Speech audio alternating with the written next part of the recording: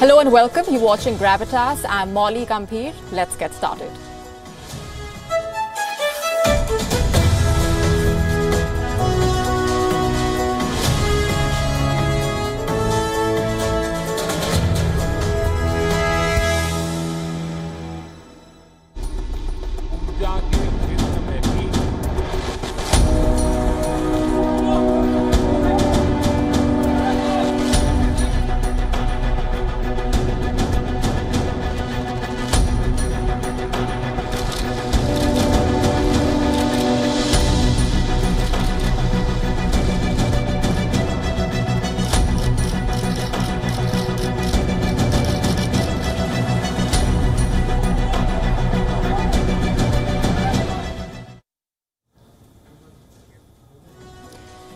Our top story tonight, it is about disengagement.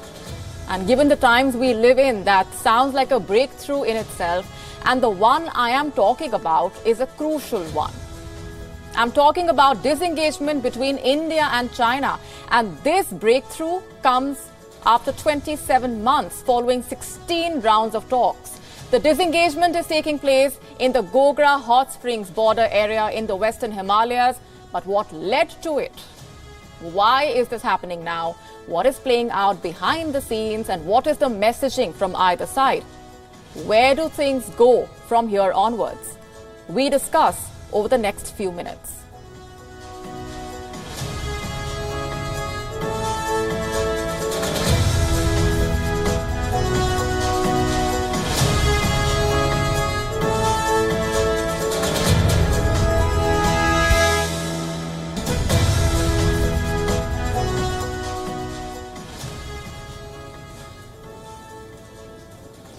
India and China are finally disengaging from a major flashpoint. There is a breakthrough, and it took 16 rounds of talks to get here. It is happening here, the Gogra Hot Springs border area in the Western Himalayas. India and China are pulling back their troops from patrolling point 15, also known as PP-15. This was one of the most pressing friction points in this dispute. Here is why. Reports say at PP-15, soldiers from both sides were locked in an eyeball-to-eyeball standoff. The India and China border is over 3,000 kilometers long. In several regions, the boundary is not demarcated. That is why there is a dispute. Along the line of actual control, the Indian Army has set up these patrolling points. There are 65 of them in all. Indian troops are well within their rights to access these areas for patrolling. They are important not just from a security standpoint. These patrolling points are necessary for India to assert control over its territory. And the PLA had sent up its troops right up to the patrolling point 15. This had raised the tension significantly. You must be wondering why China targeted this region. Why did it deploy troops there? It's because this area is of great importance to China. It divides China's two most sensitive provinces, Xinjiang and Tibet. That's why China was trying to control it.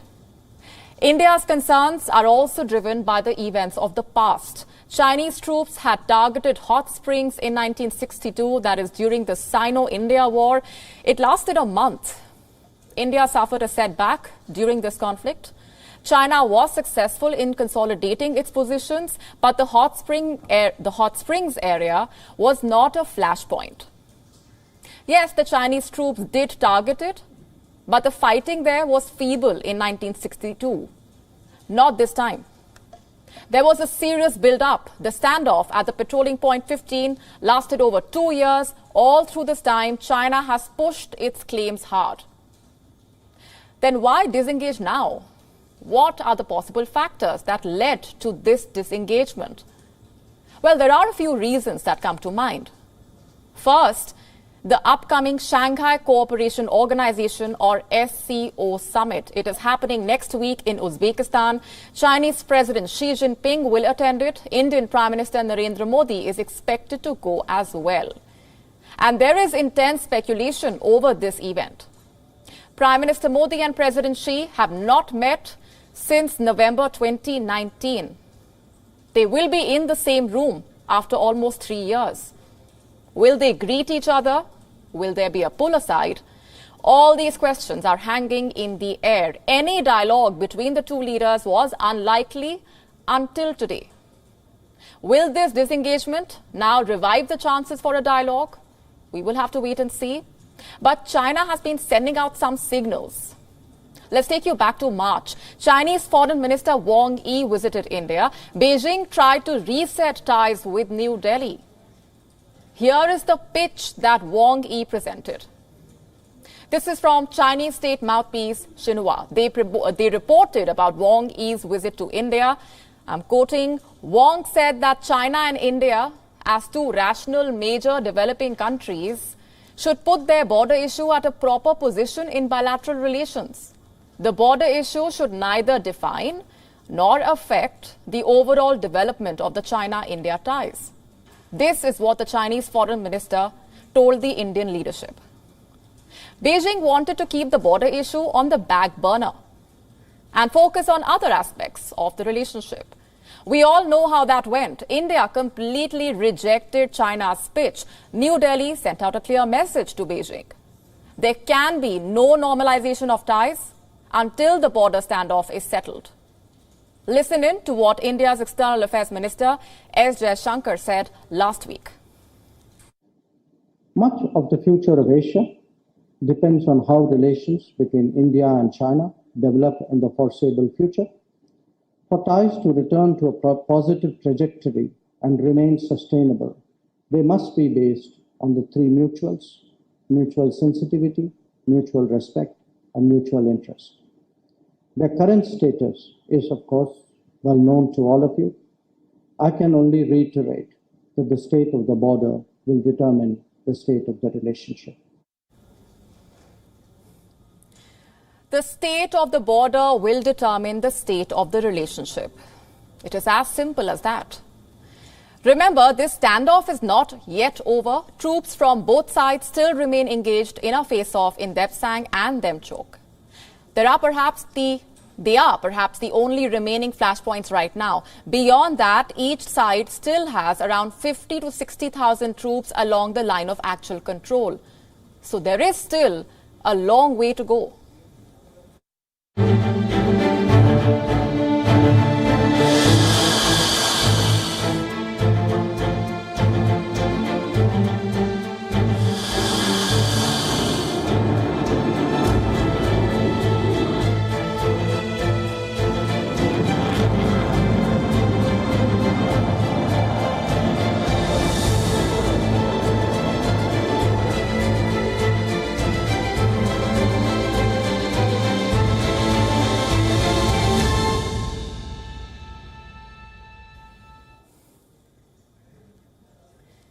They say history is a great teacher. If you have failed in the past, you should learn from it, do better the next time. But the United States missed the memo.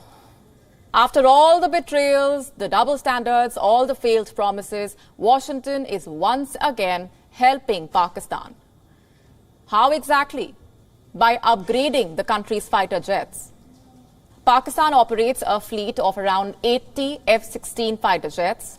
America is going to upgrade them. The decision was announced by the State Department on Wednesday. Let me tell you the key takeaways from that. Number one, the assistance was requested by the Pakistan government. Number two, the total cost of this upgrade is $450 million. Number three, it does not involve new weapons or munitions. And number four, this upgrade is supposed to boost Pakistan's role in anti-terrorism operations. And number five, it will not alter the basic military balance in the region, meaning the Indian subcontinent. Now, that's what the State Department is saying. But beyond that, what is the significance of this assistance? For starters, it is a policy U-turn. Back in 2018, then President Donald Trump stopped military aid to Pakistan. His justification was simple. Pakistan is not a trustworthy ally. They are playing both sides in the war on terror. So Trump decided enough is enough and he cut Pakistan off.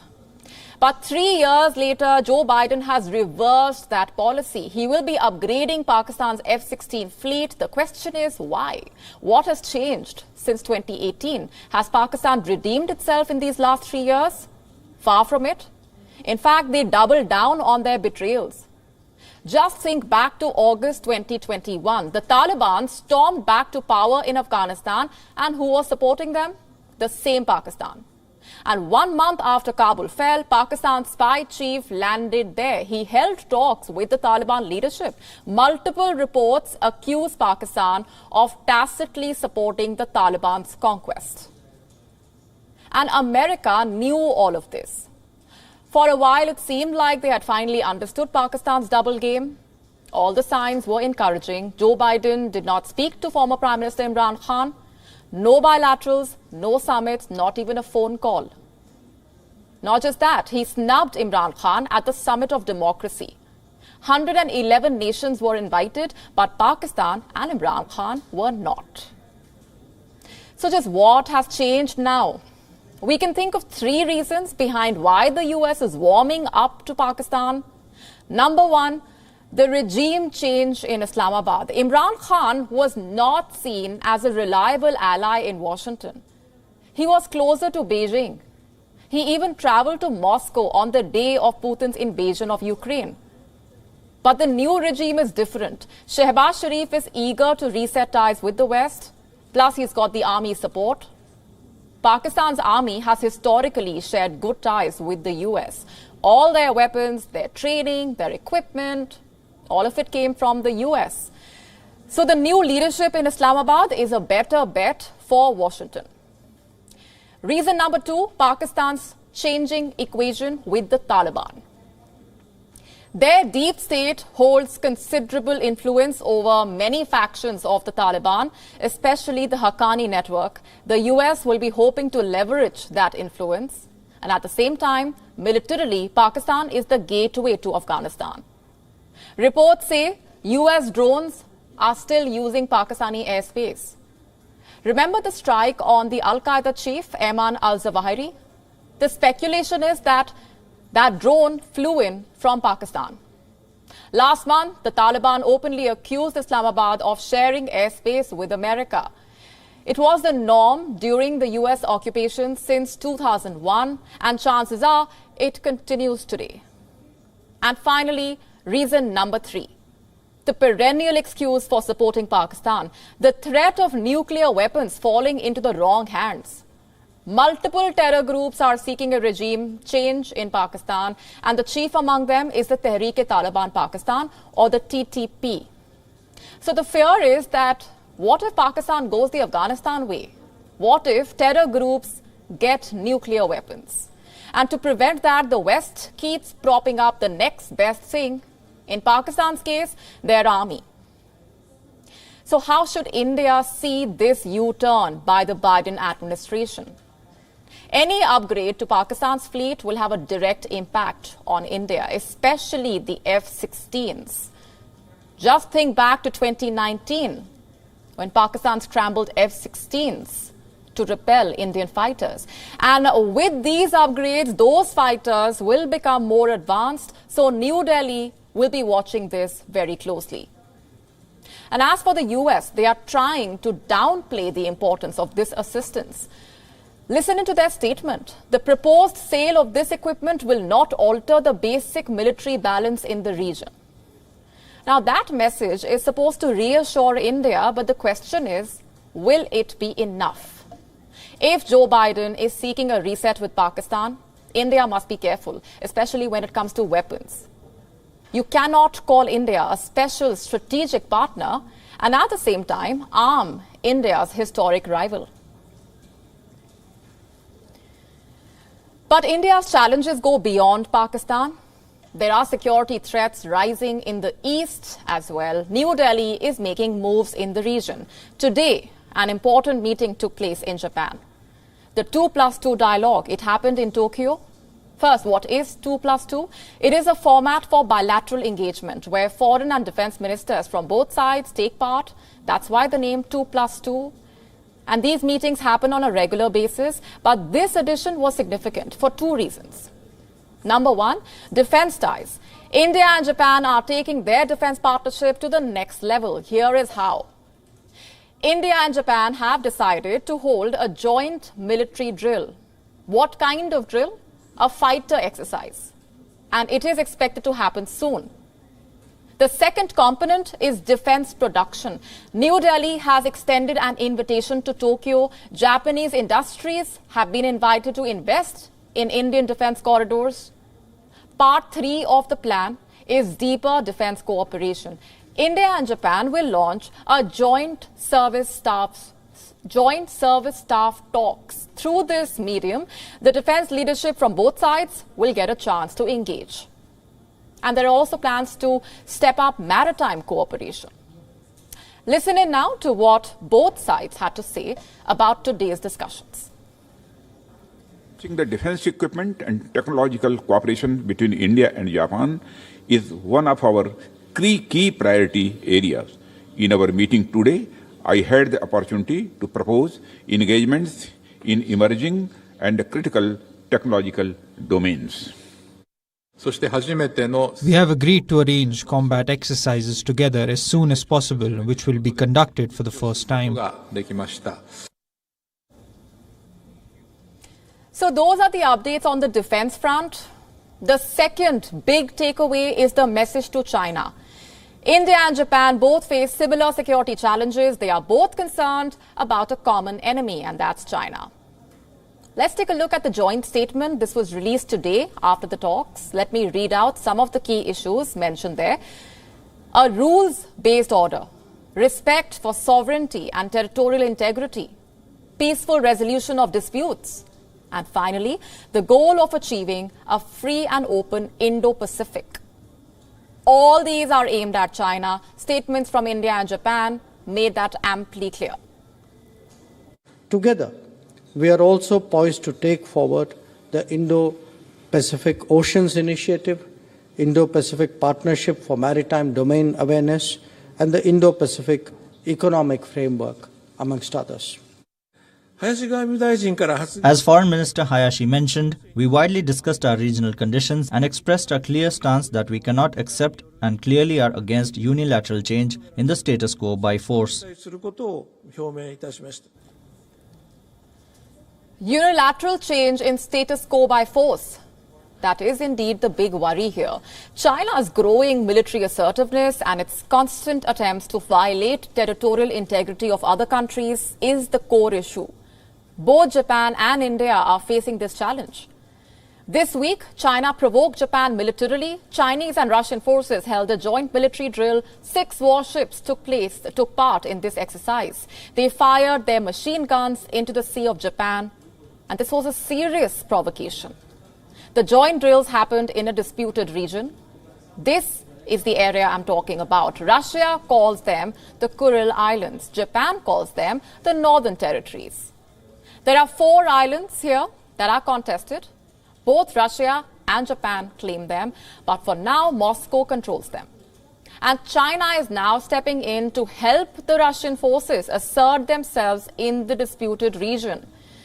With India, China's territorial provocations are well known. The Chinese build-up in eastern Ladakh led to those clashes in Galwan. The standoff militarized the India-China border.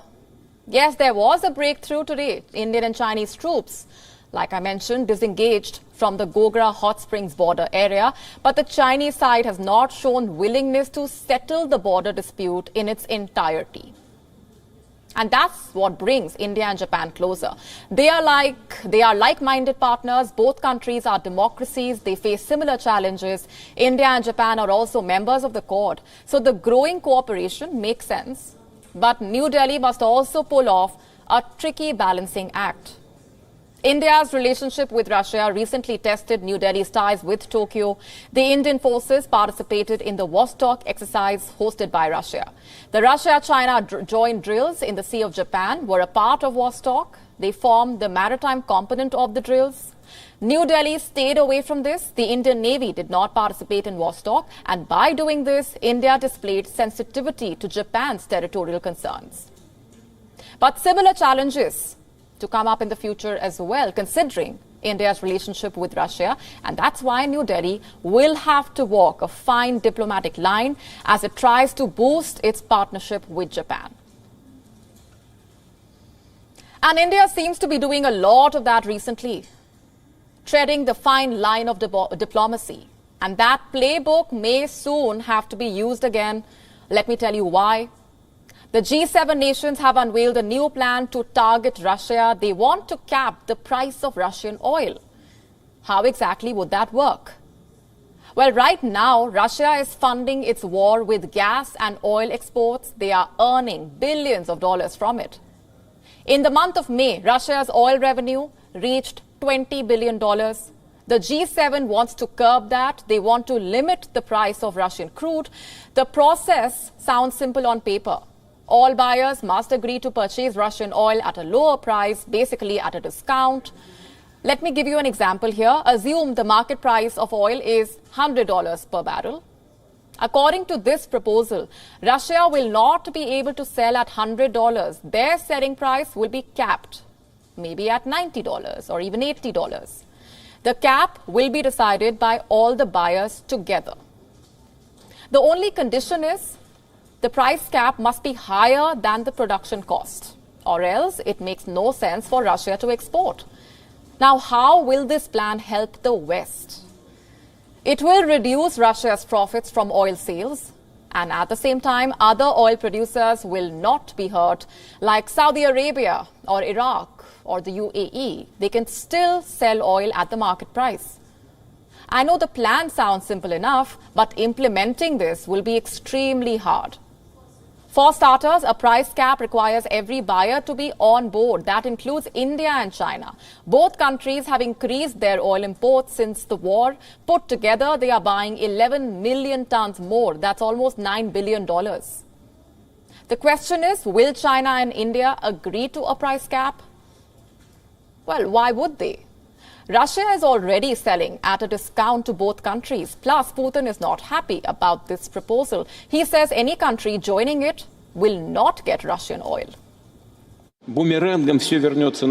What comes around goes around, like a boomerang. You asked me about the price cap on our energy commodities that some people are making some decisions about. It's an absolutely dumb decision. If someone tries to implement it, this won't lead to anything good for those who take this decision. Any decision must be weighed based on a cost-benefit analysis. In this case, the cost is too high and the benefit too little. India is already getting cheaper oil from Russia. But for the sake of argument, let's assume the price cap is even lower. That's what the US is trying to say. Let me quote what the Deputy Treasury Secretary said. Our hope is that countries like China and India will join the price cap coalition or take advantage of the price cap coalition to lower the amount of money that Russia makes from oil exports. You can see what they are doing here, making it seem like the price cap is advantageous for India. But what about the flip side? What if Putin stops selling oil to countries that join this proposal? Then India will be left with nothing. Neither discounted oil nor capped oil. And having said that, India has not outrightly rejected the proposal. The petroleum minister said he would study it. At the same time, he made another thing clear. India would keep buying Russian oil as long as necessary. As for China, it is a foregone conclusion. They are politically supporting Russia in this war. So without China and India, the price cap is a non-starter. It will not help reduce Russia's revenue from oil. So where does that leave the West? They do have a more rational option. Russia's revenues are so high because oil prices are so high. To reduce that revenue, oil prices must fall. And how will that happen? By increasing output. OPEC has so far refused to increase oil output. In fact, earlier this week, they agreed to cut production. So the only option is to bring more producers on board. And I'm talking about Iran and Venezuela. Both countries are banned from selling oil in the global market. And if you lift that ban, prices will fall. Iran's capacity is almost 3.8 million barrels per day, Venezuela's is almost 700,000 barrels. If that oil enters the market, the prices will fall. But the West will not do that. They are not willing to abandon their interests to slash Russia's revenue. But they are asking India to do the same.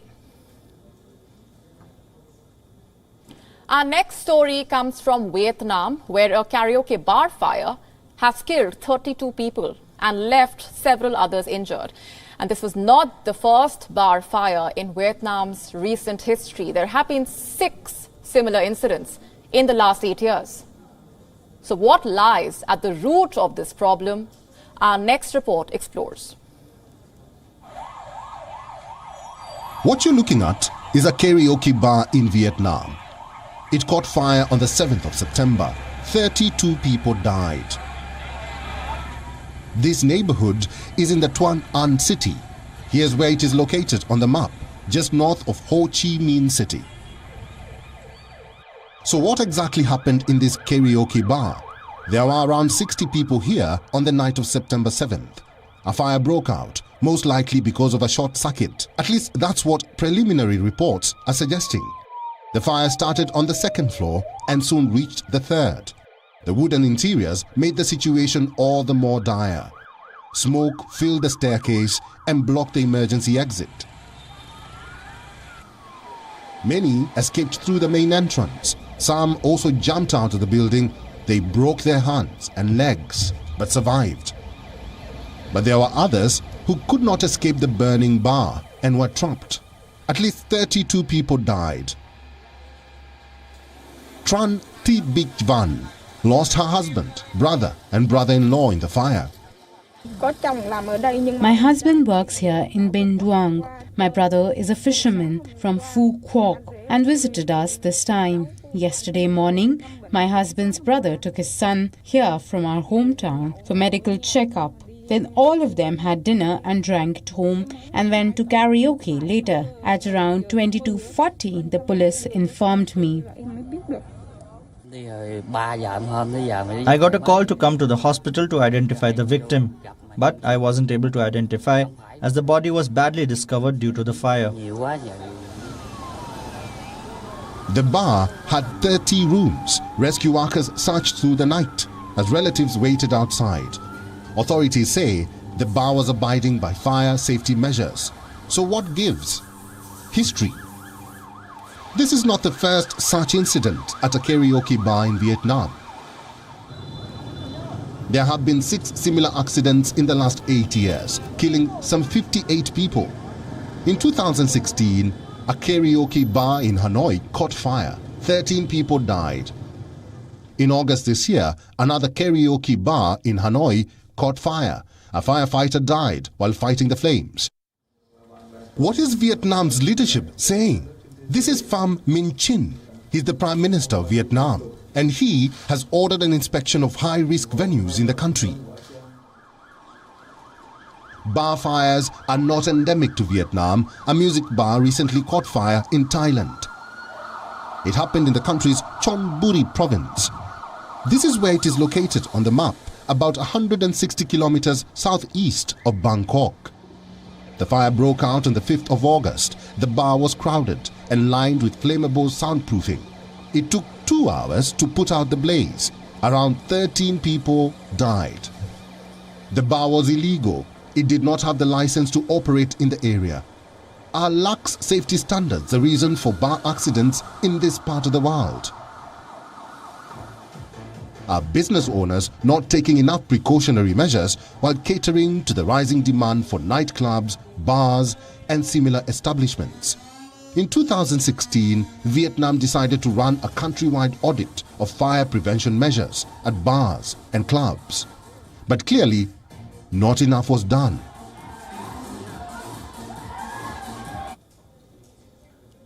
How many of you caught yesterday's Asia Cup match?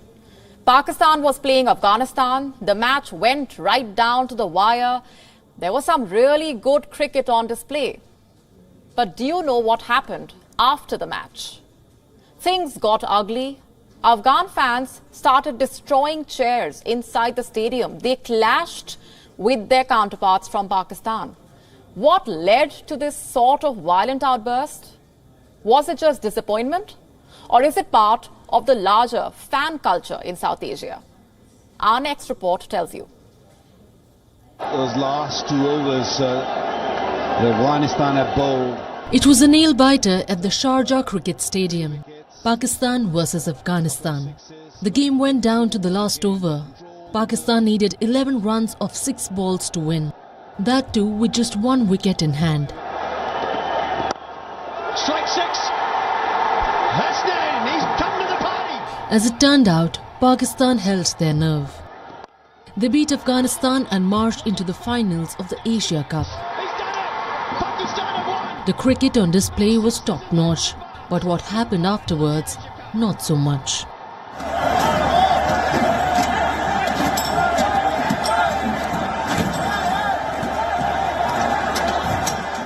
Afghanistan's fans turned violent after the loss. They were seen breaking chairs, hurling insults and physically intimidating the Pakistani fans. Clearly, the loss was a hard one for them to take. Afghanistan defied expectations in the Asia Cup tournament. They made it out of the group stages, qualified for the Super Fours, and now they were eyeing a place in the finals. To keep their hopes alive, they had to beat Pakistan, so the stakes were clearly high. Even the players were feeling the tension. In the 19th over, Pakistan batsman Asif Ali was dismissed by Farid Ahmed. The bowler gave him an aggressive send-off, and the batsman, not to be outdone, responded like this. Fans do what they see their players doing.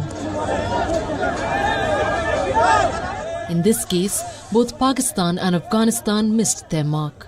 They set a poor on-field example for their fans. Soon, the controversy moved to Twitter. Former Pakistan pacer Shoaib Akhtar tweeted this. This is a game and it is supposed to be played and taken in the right spirit. Fair point, but Shoaib Akhtar dragged politics into it. He tagged Shafiq Stanigzai, the CEO of the Afghan Cricket Board. The reply came faster than Akhtar's deliveries. Don't drag the whole country into it. That was the gist of Shafiq's reply. Wednesday's incident is a reminder of how passionate South Asian fans are. But even passion has its limits. Breaking public property does not prove your loyalty. Neither does insulting the rival fans. Our next report is about a very special planet.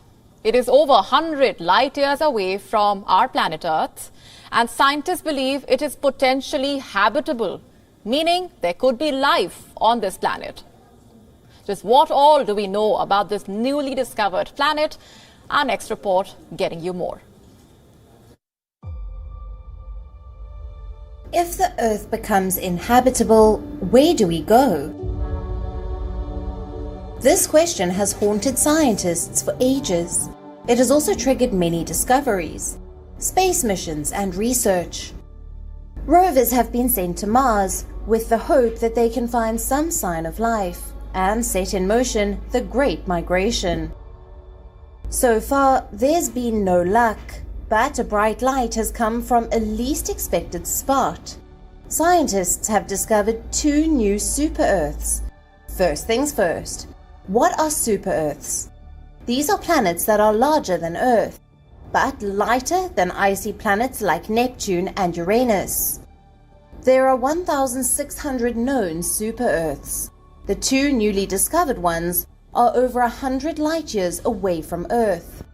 They are both orbiting a star called LP899. What's exciting is that one of these planets could be potentially habitable. In other words, it may have conditions required to host life. This planet is now being called LP899c. It is about 40% larger than Earth. It spins super fast as compared to our planet.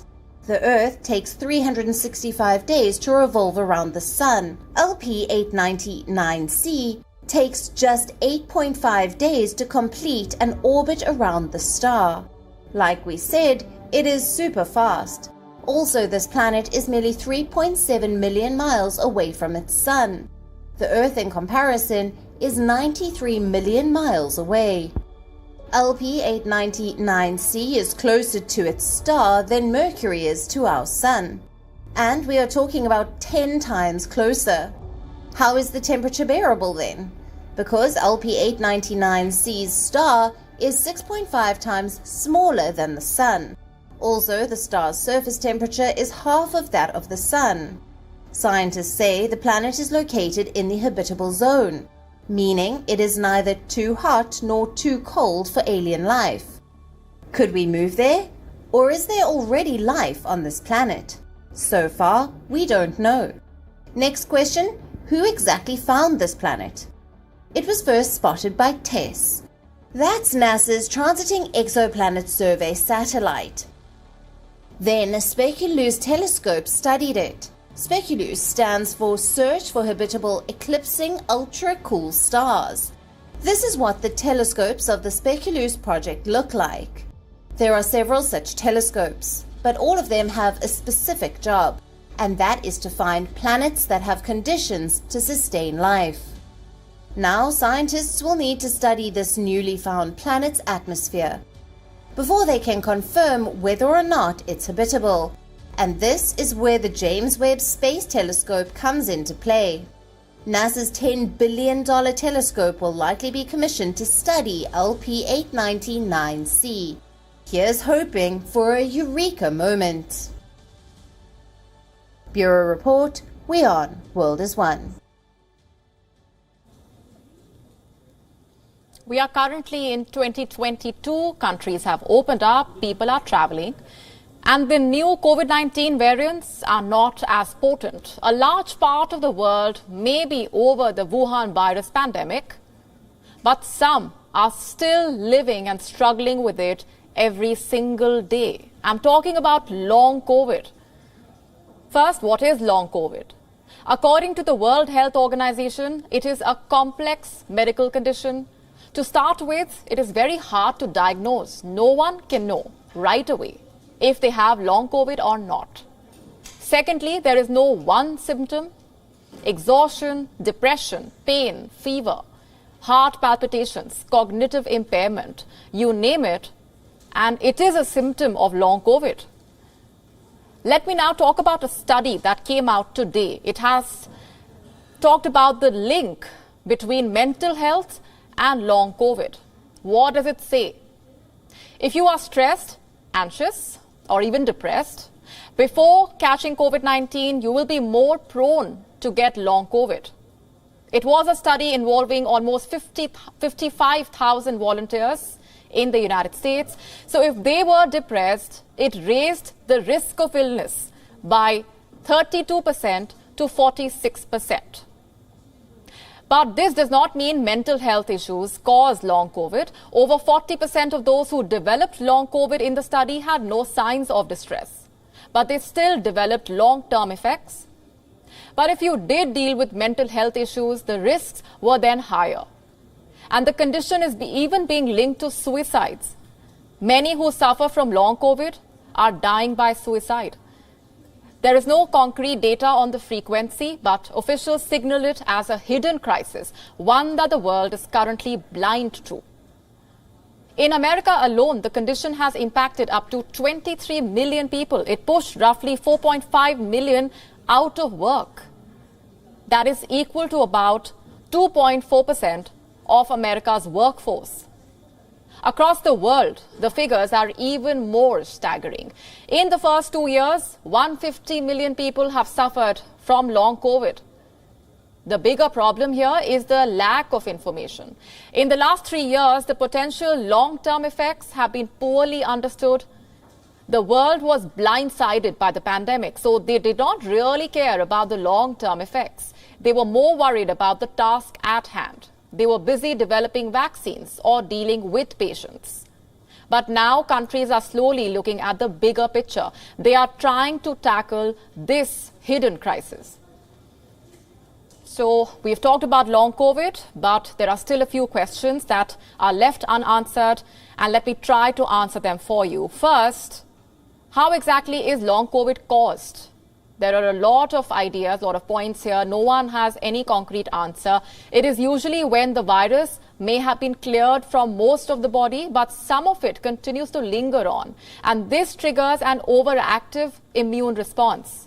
Let me explain this. When we get sick, our immune system jumps to react to any virus, and long COVID is when this immune system does not return to normal.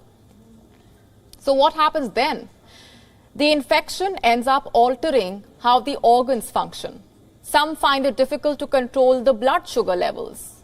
Others may witness a change in the brain structure. Some even experience blood clotting. So basically, there is no one symptom or reason, and the effects are multiple, even dangerous. So will people ever fully recover? No one knows, not because people do not recover at all, but because there is not enough data on this. Countries and organizations are just realizing the problem with long COVID. And as I said, they are just waking up to this. So there is no data that can indicate how or when you recover. Which brings me to the next big question. What should you do if you do have long COVID? If you have long COVID, the idea is to conserve your energy. The UK's NHS recommends the 3 Ps. What are they? Plan your day, pace yourself, and 3, prioritize. And what does that mean? Firstly, do not push yourself too hard. Get plenty of rest. Second, divide intense activities over the week. And thirdly, see the ones that you can avoid. The world is only waking up to this problem right now. More and more studies are being conducted. Researchers are trying to answer more and more questions. And hopefully, in a few months, we will know more about how to deal with this. On to Britain now. There are worrying reports about the health of Queen Elizabeth II. Her immediate family has already rushed to her side. The Queen is not in London right now. She is staying at her Scottish residence of Balmoral. Earlier today, Buckingham Palace released a statement about her health. Here is what it said.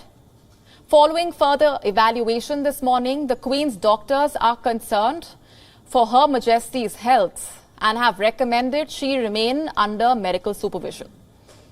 The Queen continues to remain at Balmoral. She has not been shifted to a hospital.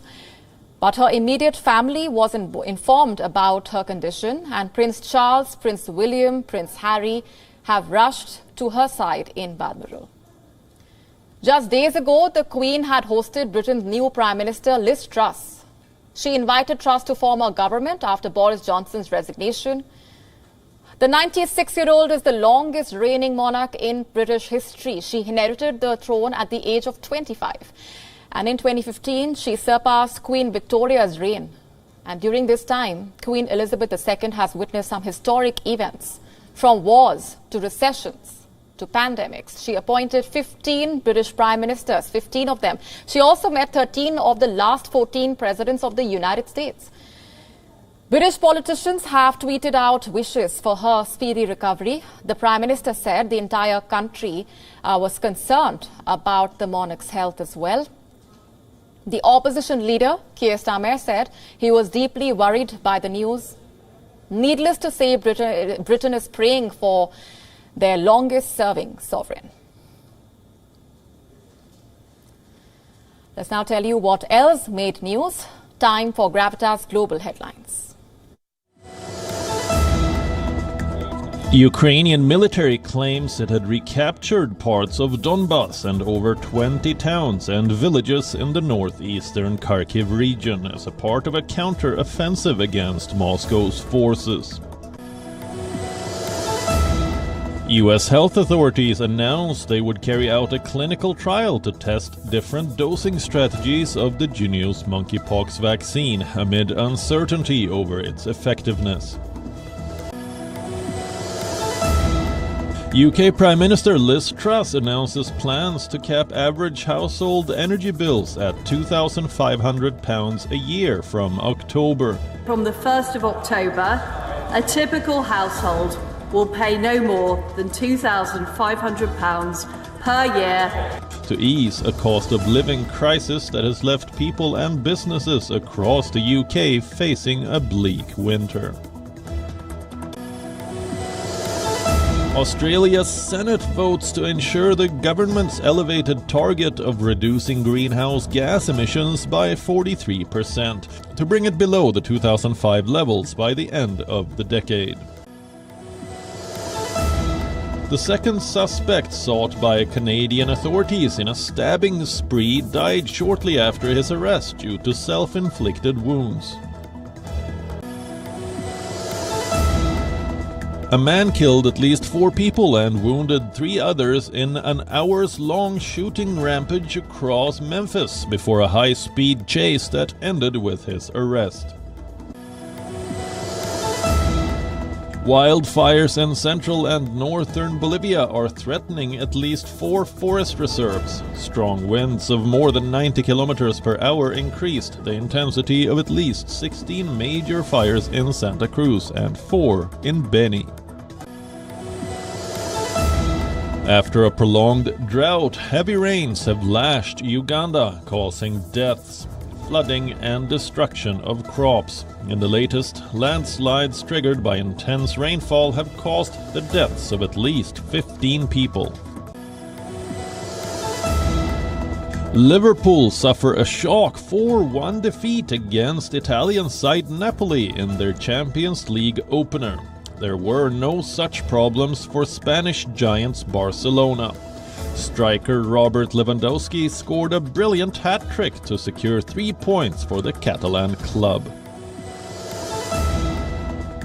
Spanish teenager Carlos Alcaraz beats Italy's Yannick Sinner 6-3, 6-7, 6-7, 7-5, 6-3 in a marathon thriller at the Flushing Meadows to reach his maiden semi-finals of the US Open. Alcaraz also keeps his quest for world #1 ranking alive with this win. With that, it's a wrap on this edition of Gravitas. We're leaving you with Gravitas images. Thanks very much for watching.